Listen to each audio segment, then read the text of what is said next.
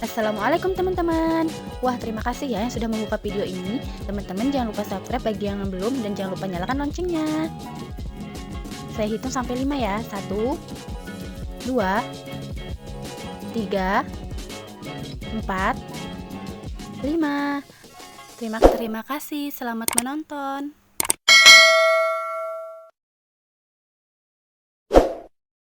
Bismillahirrahmanirrahim.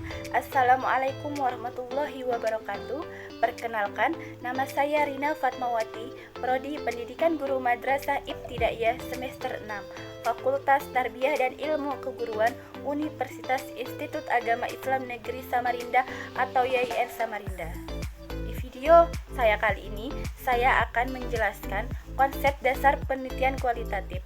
Baik teman-teman, pertama saya akan menjelaskan definisi penelitian kualitatif. Penelitian kualitatif merupakan metode untuk mengeksplorasi dan memahami makna oleh sejumlah individu atau sekelompok orang yang dianggap berasal dari masalah sosial atau kemanusiaan. Proses penelitian kualitatif ini juga melibatkan upaya-upaya penting seperti mengajukan pertanyaan-pertanyaan dan prosedur-prosedur, mengumpulkan data yang spesifik dari para partisipan, menganalisis data secara induktif mulai dari tema-tema yang khusus ke tema-tema yang umum, dan menafsirkan makna data. Kemudian, ada beberapa istilah yang digunakan untuk penelitian kualitatif, yaitu inquiry naturalistik atau alamiah, dan sebagainya. Penelitian kualitatif berangkat dari filsafat kontripisme yang memandang kenyataan itu berdimensi jamak, interaktif, dan menuntut interpretasi berdasarkan pengalaman sosial. Kemudian, yang kedua, karakteristik penelitian kualitatif. Karakteristik penelitian kualitatif ini memiliki beberapa karakteristik. Yang pertama, menggunakan lingkungan alamiah sebagai sumber data. Penelitian kualitatif menggunakan lingkungan alamiah sebagai sumber data. Peristiwa-peristiwa yang terjadi dalam suatu situasi sosial merupakan kajian utama penelitian kualitatif. Peneliti pergi ke lokasi tersebut, memahami dan mempelajari situasi. Kemudian yang kedua, memiliki sifat deskriptif analitik. Penelitian kualitatif sifatnya deskriptif analitik. Data yang diperoleh seperti hasil pengamatan, hasil wawancara, hasil pemotretan, analisis dokumen, catatan lapangan, disusun peneliti dan di lokasi penelitian, tidak dituangkan dalam bentuk dan angka-angka. Kemudian yang ketiga, tekanan pada proses bukan hasil. Maksudnya tekanan penelitian kualitatif ada pada proses bukan pada hasil. Data dan informasi yang diperoleh berkenaan dengan pertanyaan apa, mengapa, dan bagaimana untuk mengungkapkan proses bukan hasil suatu kegiatan. Apa yang dilakukan, mengapa yang dilakukan, dan bagaimana cara melakukannya memerlukan pemaparan suatu proses. Mengenal fenomena tidak dapat dilakukan dengan ukuran frekuensinya saja. Kemudian yang keempat, bersifat induktif. Penelitian kualitatif sifatnya induktif. Penelitian kualitatif tidak dimulai dari deduksi teori, tetapi dimulai dari lapangan yang fakta empiris. Penelitian terjun ke lapangan, mempelajari suatu proses atau penemuan yang terjadi secara alami, kemudian mencatat, menganalisis, menafsirkan, dan melaporkan, serta menarik kesimpulan-kesimpulan dari proses tersebut. Yang kelima, mengutamakan makna. Penelitian kualitatif mengutamakan makna yang diungkap berkisar pada persepsi orang mengenai suatu peristiwa. Misalnya, penelitian tentang peran kepala sekolah dalam pembinaan guru. Peneliti memusatkan perhatian pada pendapat kepala sekolah tentang guru yang dibinanya. Jenis-jenis pendekatan dalam penelitian kualitatif. Pada bagian berikut ini dikemukakan beberapa kemungkinan teori yang menunjang pendekatan. Pada dasarnya landasan teoris dari penelitian kualitatif itu bertumpu secara mendasar pada fenomenologi. Kemudian jenis-jenis pendekatan penelitian dalam kualitatif. Yang pertama, fenomenologi. Fenomenologi dapat diartikan sebagai yang pertama, pengalaman subjektif atau pengalaman fenomenologikal. Kemudian, suatu studi tentang kesadaran dan perspektif pokok dari seseorang. Kemudian, istilah ini sering digunakan sebagai anggapan umum untuk menunjuk pada pengalaman subjektif dari berbagai jenis dan tipe subjek yang ditemui. Dalam arti yang lebih khusus, istilah ini mengucap pada penelitian terdisiplin tentang kesadaran dari perspektif pertama seseorang sebagai sesuatu disiplin ilmu. Hal itu dikemukakan oleh Edmund Husserl. Kemudian, jenis yang kedua, interaksi simbolik. Interaksi simbolik ini merupakan salah satu model penelitian budaya yang berusaha mengungkap realitas perilaku manusia. Falsafah dasar interaksi simbolik merupakan fenomenologi. Model penelitian ini pun mulai bergeser dari awalnya, jika semula lebih mendasar pada interaksi kultural antar personal. Kemudian jenis yang ketiga, etnografi.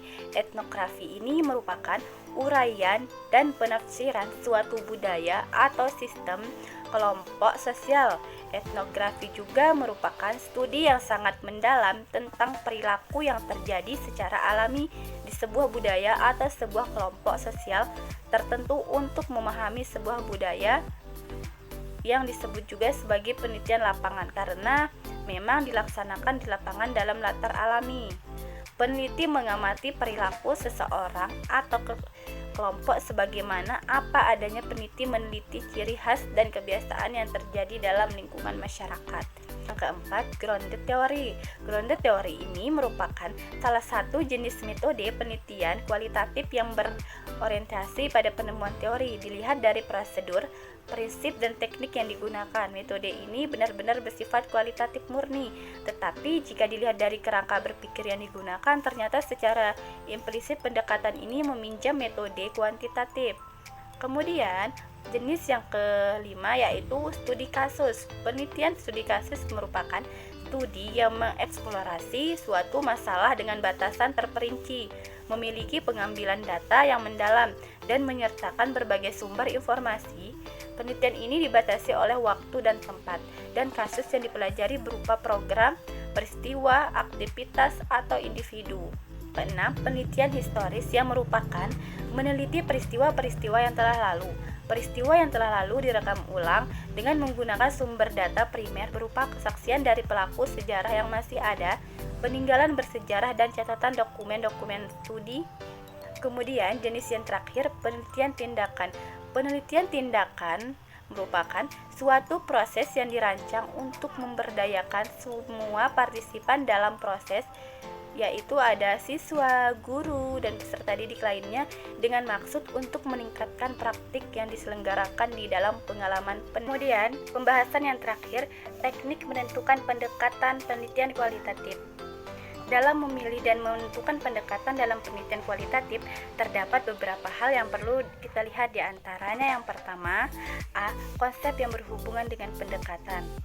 Pendekatan kualitatif menekankan pada makna, penalaran, definisi suatu situasi tertentu dalam konteks tertentu, lebih banyak meneliti hal-hal yang berhubungan dengan kehidupan sehari-hari. Dasar teori. Jika kita menggunakan pendekatan kualitatif, pada mulanya teori-teori kualitatif muncul dari penelitian-penelitian antropologi, etnologi, serta aliran fenomenologi dan aliran idealisme. Kemudian tujuan utama dalam melakukan penelitian kualitatif itu ialah mengembangkan pengertian konsep-konsep yang pada akhirnya itu menjadi teori. Tahap ini dikenal juga sebagai grounded theory research. Kemudian desain ini melihat sifatnya pendekatan kualitatif. Desain ini bersifat umum dan data dalam pendekatan kualitatif, datanya itu bersifat deskriptif. Maksudnya data dapat berupa gejala yang dikategorikan ataupun dalam bentuk lainnya seperti foto, dokumen, artefak, dan catatan lapangan pada saat melakukan sebuah penelitian. Kemudian sampel kecil ini merupakan ciri pendekatan kualitatif.